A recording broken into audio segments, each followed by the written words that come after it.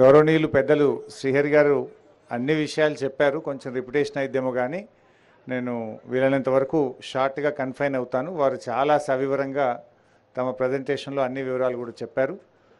వేదిక మీద ఉన్న పెద్దలకు, కార్యక్రమంలో పాల్గొంటున్న ప్రతి ఒక్కరికి, ముఖ్యంగా మీడియా జర్నలిస్ట్ మిత్రులందరికీ పేరు పేరున నమస్కారం.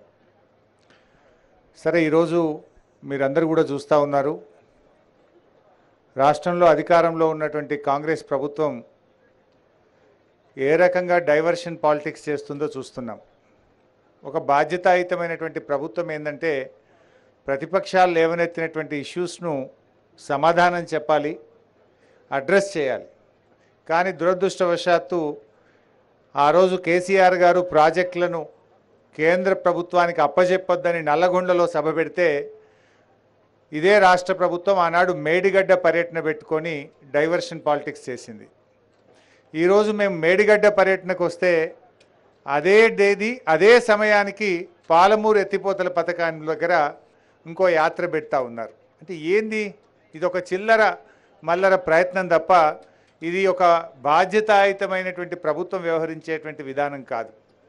అంటే ప్రతిపక్షానికి స్పేస్ లేకుండా తాము ఆక్రమించుకోవాలనే ఒక చీప్ టాక్టిక్స్, ఒక చిల్లర ప్రయత్నం తప్ప ఇందులో ఒక పైశాచిక ఆనందం తప్ప ఒక ప్రభుత్వం యొక్క విధానం కాదు, ఒక ప్రభుత్వం అవలంబించేటువంటి పద్ధతి కానే కాదని కూడా ఈరోజు చెప్పుకోక తప్పదు. ఎందుకంటే ఇవాళ మనం చూసాం, ఇవాళ మేము మేడిగడ్డ దగ్గరికి వెళ్తున్నాం అనగానే హైదరాబాద్లో కాగ్ రిపోర్ట్ మీద ఒక మీటింగ్ పెట్టడం, అటు పాలమూరుకు వెళ్ళడం, ఉత్తమ్ కుమార్ రెడ్డి గారు హడావిడిగా ప్రెస్ మీట్లు పెట్టడం, అంటే ఇవన్నీ కూడా ఒక రకంగా మేము విజయం సాధించామని చెప్పొచ్చు. ఆనాటి మా నల్లగొండ సభ, మా నాయకులు కేసీఆర్ గారు పెట్టిన నల్లగొండ సభ కాంగ్రెస్ ప్రభుత్వం మెడలు వంచి మేము కేఆర్ఎంబీకి ప్రాజెక్టులు అప్పజెప్పము అని అసెంబ్లీలో తీర్మానం చేయించింది నల్లగొండ యాత్ర. ఇవాళ మా మేడిగడ్డ యాత్రకు కూడా బేంబేలెత్తిన ప్రభుత్వం ఉత్తమ్ కుమార్ రెడ్డి గారు ఇలా హైదరాబాద్లో ప్రెస్ మీట్ పెట్టి ఇక మేము తొందరగానే రిపేర్ చేయిస్తాము, ఆ ఎన్డీఎస్ఏ రిపోర్ట్ రాగానే ఒక నెల వరకు రిపేర్ స్టార్ట్ చేస్తాము అని అయితే ఇవాళ ఆయన నోట చెప్పించడమంటే మా యాత్ర ఒక పాక్షిక విజయాన్ని సాధించిందని కూడా చెప్పుకోక తప్పదు. అంటే ఒక రకంగా ఇవాళ మేము వాళ్ళ మీద పెట్టిన ఒత్తిడికి ఈ ప్రభుత్వం దిగి వస్తున్నటువంటి పరిస్థితి ఉంది. కానీ బాధ్యతాయుతమైన ప్రభుత్వం ఏం చేయాలి? వాస్తవానికి 3 నెలలు అయింది, దాదాపు మీరు అధికారంలోకి వచ్చి 3 నెలలు అయినా ఈ ప్రాజెక్టును పునరుద్ధరించడానికి ఈ రోజుకు ఒక్క అడుగు ముందుకు వేయలే. మీరు ఏమనంటే ఎన్డీఎస్ఏ రిపోర్ట్ అని చెప్పి కాలయాపన చేసి రేపు వర్షాకాలంలో ప్రాజెక్టు పూర్తిగా దెబ్బతీయాలనే ఒక కుట్ర ఈరోజు మీలో కనబడుతున్నటువంటి పరిస్థితి ఉన్నది. బట్ ఏది ఏమైనా ఇవాళ మా పర్యటన ముఖ్యంగా ఈ ప్రభుత్వం గత కొంతకాలంగా ముఖ్యంగా కాళేశ్వరం ప్రాజెక్టు మీద చేస్తున్న కుట్రలను బట్టబయలు చేయాలని, ఈ ప్రాజెక్టు యొక్క నిజస్వరూపాన్ని ప్రజలకు తెలియజేయాలని, ప్రాజెక్టు పునరుద్ధరణ చర్యలు యుద్ధ ప్రాతిపదికన ప్రారంభించాలని ప్రభుత్వం మీద ఒత్తిడి పెట్టాలనే ఉద్దేశంతోనే ఈరోజు మేము మేడిగడ్డకు రావడం జరిగింది. అంటే ముఖ్యంగా ఈ ప్రభుత్వాలు అనేటువంటివి ఇవాళ రైతుల పక్షాన, ప్రజల పక్షాన పనిచేయాలి. కానీ ఎంతసేపు ప్రతిపక్షం మీద బురద జల్లాలి, గత ప్రభుత్వం మీద బురద జల్లాలనేటువంటి చిల్లర ప్రయత్నాలు మానుకోవాలని చెప్పి నేను కోరుతా ఉన్నా.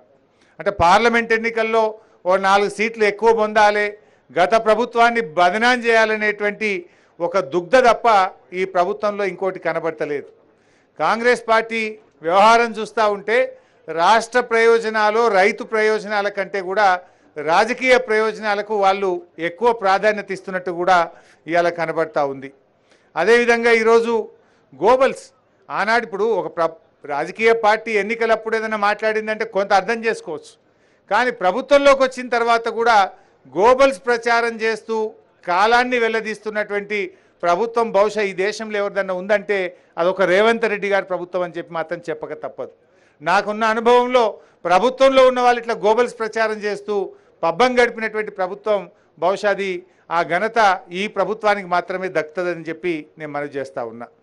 జనరల్గా మెగా ప్రాజెక్టులు కట్టినప్పుడు అక్కడక్కడ కొన్ని సాంకేతిక ఇబ్బందులు తలెత్తుతాయి. ఇంత పెద్ద మెగా ప్రాజెక్టులో సమస్య వచ్చింది. ఇలా కాళేశ్వరం అంటే ఇప్పుడే పెద్దలు శ్రీహరి గారు చెప్పారు, 100 కాంపోనెంట్లలో మేడిగడ్డ ఒక కాంపోనెంట్. ఆ మేడిగడ్డలో 86 పియర్స్లో 2-3 పియర్స్ దెబ్బతిన్నాయి. 100 కాంపోనెంట్లలో మేడిగడ్డ ఒకటి, మేడిగడ్డలోని 86 పియర్స్లలో 2-3 పియర్స్లు దెబ్బతింటే మొత్తం కాళేశ్వరమే దెబ్బతిన్నదనేటువంటి ఒక గోబల్స్ ప్రచారాన్ని మీరు చేసే ప్రయత్నం చేస్తూ ఉన్నారు.